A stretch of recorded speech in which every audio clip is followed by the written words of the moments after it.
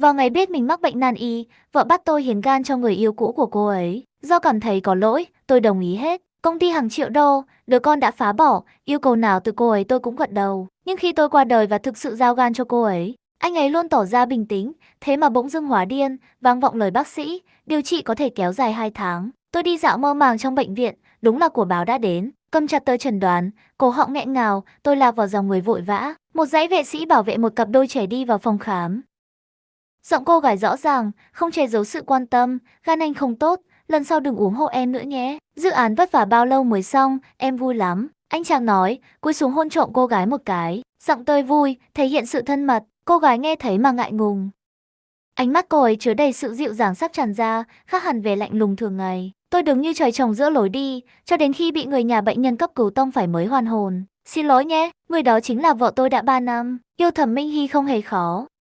Vừa tròn 18 tuổi, lấy hết gia tài bố mẹ nhưng mãi không trả lại. Khi tôi bị một đám côn đồ chặn trong hẻm cũ, thấy Thẩm Minh Hy mặt lạnh lùng bước đến, bỏ cặp sách đứng bên cạnh, khó lòng không động lòng. Tính cách anh ấy lạnh nhạt, tôi theo đuổi 3 năm mới khiến anh ấy đồng ý. Chúng tôi bắt đầu như các cặp đôi bình thường, đi thư viện, ăn vỉa hè, đuổi theo sóng biển ngắm hoàng hôn. Gia đình Thẩm Minh Hy không khá giả, anh ấy làm 3 việc một lúc, nhưng vì chuẩn bị sinh nhật cho tôi mà ăn cơm trắng 1 tháng. Không tính toán vật chất, tình cảm sâu đậm, tôi không kịp đợi để đeo nhẫn cưới. Vội vàng bật nắp lon nước, hoàng hôn phản chiếu trên biển. Trước mặt tôi là cô gái tôi nguyện bảo vệ cả đời. Hy à, em có đồng ý lấy anh không? Anh sẽ yêu và chăm sóc em suốt đời, dù em làm gì anh cũng không làm tổn thương em. Trong mắt anh có thứ gì đó tôi không hiểu, có yêu thương có giằng xé. Nhưng rồi anh ôm chặt tôi, nụ hôn ấm áp nhấn chìm tôi. Chúng tôi kết hôn, cuộc sống sau hôn nhân còn ngọt ngào hơn yêu đương. Không ai nghi ngờ anh không yêu tôi. Chúng tôi là cặp đôi từ trường học đến váy cưới mà ai cũng ngưỡng mộ. Nhưng hôm nay tôi phát hiện anh đã thay đổi. Khi tôi được chẩn đoán ung thư tuyến tụy, tôi còn nhận được tin nhắn từ anh, em có đăng ký hiến tạng không? Hiến gan trước không sao chứ. Lần đầu gặp lại thanh niên tại triển lãm công ty, anh ấy làm bạn trai Thẩm Minh Hy. Đôi mắt đẹp treo cặp kính mỏ quy ngơ ngơ, vòng tay quanh eo Thẩm Minh Hy, tươi cười trò chuyện, không biết nói gì, đùa nghịch cấu nhẹ Thẩm Minh Hy. Thẩm Minh Hy cười sai người, ánh mắt chiều chuộng không giấu được, đến khi nhìn thấy tôi. Từ ngày không trả lời tin nhắn Thẩm Minh Hy, anh không liên lạc nữa. Thế giới người lớn im lặng là từ chối. Em mặc gì mà tới đây? Thẩm Minh Hy đã không còn là cô gái nhút nhát như xưa, nhanh chóng gỡ tay thanh niên khỏi ếu, đi tới, lạnh lùng nhìn tôi lếch thếch vào hội trường. Anh sao thế? Thẩm Minh Hy không nhẫn nại kéo tôi ra khỏi hội trường, đây không phải chỗ của anh. Tôi cười tránh đi, chạy bộ tình cờ biết công ty tổ chức triển lãm, không xa là luật sư công ty, tôi cười vẫy tay, tôi đến tìm Đinh Mộng Địch. Thẩm Minh Hy chán ghét cầm tôi. Tôi đã nói đừng có tán tỉnh lung tung, Đinh Mộng Địch là học trò của tôi. Công ty dành từ tay gia đình sách, tôi cần lực lượng của mình nên mời Đinh Mộng Địch. Nhanh chóng anh ấy nổi danh trong ngành. Anh nghiêm khắc sao lại tức giận, hôm nay là dịp quan trọng, Thẩm tổng chuẩn bị lâu. Tôi dung túng Thẩm Minh Hy, không có nghĩa để anh ấy dẫm đầu, tránh xa tôi ra. Tôi nhìn Đinh Mộng Địch sắp đi xa, vội vòng qua thanh niên. Sao có người ác vậy, thanh niên luôn nói anh là hình mẫu, xem thái độ anh kìa. Thẩm Minh Hy không hài lòng tôi phớt lờ lời anh ấy mạnh tay đẩy tôi, chỉ là hiến gan, có cần làm mặt vậy không? Đăng ký hiến tạng rồi, một cái gan mọc lại được, sao không chịu, làm gì giả nhân, yêu anh nghiêm khắc, Thẩm tổng, để con có bố hy sinh, tôi ngỡ ngàng. Bị đẩy, chân như bị chắn, tôi ngã đè lên thanh niên, đầu gối đập mạnh xuống đất, đau đến kêu rên. Thẩm Minh Hy đẩy tôi khỏi người thanh niên, lo lắng ôm thanh niên, có đau chỗ nào không? Luật sư nói tôi định ép con, tôi không để con có người cha ác độc. Cú va chạm làm tôi tê liệt, Thẩm Minh Hy không thích trẻ con, 3 năm cười sống trong địa ngục, nhưng không ngờ trong 2 tháng cuối đời tôi lại có con. Tôi nhất định để lại cổ phần, tài sản cho con. Hi à, chúng ta có con rồi, tôi xúc động muốn ôm anh ấy. Lại bị bạn thân của anh ấy chặn lại, nói chẳng phải tổng giám đốc đã nói rõ rồi sao? Anh ấy không thích bạn đâu, cũng chẳng muốn có đứa con này đâu. Ô không, chẳng lẽ nào anh ấy không thích mình? Anh ấy từng đứng ra bảo vệ mình trước bọn lưu manh cơ mà. Anh ấy từng tiết kiệm từng đồng để tổ chức sinh nhật cho mình. Mình đã hiến gan, giờ chỉ xin thêm 2 tháng nữa thôi mà. Sau 2 tháng mình nhất định sẽ trả gan cho anh ấy. Mình cẩn thận nắm lấy chân anh ấy, năn nỉ ý ôi, anh ơi đừng giận nữa mà, nếu anh không muốn nhìn thấy em thì em sẽ đi xa. Nhưng đừng từ bỏ đứa con này, em chẳng còn gia đình nào khác, đứa bé cũng không nên mất gia đình của mình. Anh ấy lườm một cái, hất tay mình ra và bước đi. Mang đôi giày cao gót, anh ấy bước ra khỏi hội trường. Người bạn thân nháy mắt, mình chạy theo nhưng chỉ thấy 2 bóng người rời đi, khiến mắt mình cay xè. Ai ngờ, chưa kịp trang trí phòng cho bé con thì nhận được tin nhắn của Đinh Mộng Địch. Anh ơi, không xong rồi, tổng giám đốc đã bỏ đứa bé rồi. Từ vui mừng đến thất vọng mình ngất xỉu. Tỉnh dậy vào lúc hoàng hôn, không gian yên tĩnh bao trùm, thế giới chỉ còn lại mình. Mình ngồi lặng bên cửa sổ, hút hết cả bao thuốc, đầu ngón tay nóng rát, mình cười nhẹ và nhắn cho Thẩm Minh Hy, bé Hy à, mình ly hôn đi. Chẳng mấy chốc, Thẩm Minh Hy về nhà, có lẽ vì áy náy với chuyện bỏ đứa bé, anh ấy bắt đầu đóng vai một người vợ hoàn hảo. Bánh cheesy các mà em thích đây, anh ấy nói. Mình nhìn chiếc bánh, đáng lẽ nên vui nhưng lại không thấy vui chút nào, bởi mình đã thấy bài đăng của người bạn trên mạng xã hội, cuộc sống có chút đắng, anh ấy đến thêm chút ngọt. Hình là một chiếc bánh dâu tây với góc nhỏ hé lộ chiếc đồng hồ hàng hiệu mà mình đã tặng cho Thẩm Minh Hy vào kỷ niệm 3 năm. Chẳng phải em luôn muốn ăn sao? Hôm nay không bận, em mới mua về. Anh ấy ôm nhẹ mình, nói thêm, chúng ta còn trẻ, không cần vội có con đâu. Công ty sắp niêm yết rồi, anh không có thời gian chăm sóc. Anh ấy ngồi trên ghế sofa, nhẹ nhàng ôm lấy mình. Chiếc nhẫn của em đâu rồi? Mình hỏi, anh ấy giơ tay, cười ngượng nghịu, cúi đầu hôn lên mắt mình. Xin lỗi anh, lúc tắm bị mất rồi, em đã đặt mua chiếc khác. 2 ngày nữa sẽ lấy được, anh ấy nói. Mùi hương tuyết tùng từ người anh ấy xộc thẳng vào mũi, khiến dạ dày mình khó chịu. Mình đẩy anh ấy ra, chạy vào nhà vệ sinh nhưng chỉ nôn ra được ít nước chua. Sự buồn nôn khiến mình bật khóc, người trong gương tiều tụy và gầy gò.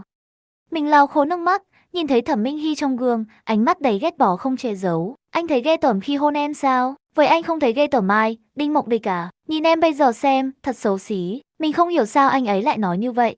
Trái tim mình bị xé toạc ra, mình thật sự quá mệt mỏi. Chúng ta hãy sống hòa thuận trong 2 tháng, rồi em sẽ đi. Em không có gia đình, không có người thân. Cuộc sống 25 năm qua của em đều ở đây. Dù cuối cùng kỷ niệm có tệ đến đâu, em cũng không muốn rời đi. Câu nói đó khiến anh ấy nổi giận. Anh ấy bước tới nắm chặt tay mình. Em nghĩ rằng em có thể bỏ đi khi chưa hiến gan cho Đinh Mộng Địch sao? Đừng nghĩ đến chuyện ly hôn nữa. Hãy thử xem em có thể sống mà không có lương tâm không? Anh có thể rời đi, nhưng em thì không, anh ấy nói. Mộ Ngôn, đây là thứ em nợ anh. Anh ấy đẩy mình xuống bồn rửa mặt, đóng sầm cửa lại. Âm thanh động cơ ô tô dưới nhà vang lên. Mình nằm trên sàn, đau đớn đến tê dại. Có lúc, cái chết cũng là một sự giải thoát. Nhưng Thẩm Minh Hy à, mình thật sự đau quá. Mình gặp Đinh Mộng Địch tại quán cà phê gần công ty. Cậu ấy đến sớm hơn, trước mặt đã đặt sẵn một cốc nước ấm. Anh sao gầy quá vậy? Cậu ấy lo lắng hỏi, mắt đỏ hoe như đã khóc. Hôm nay mình cạo râu gọn gàng, xịt nước hoa, trông chẳng khác nào một bệnh nhân sắp chết. Không ngờ cậu ấy vẫn nhận ra ngay, có lẽ càng gầy càng đẹp, mình cười. Người ta thường nói khi ông chủ mất,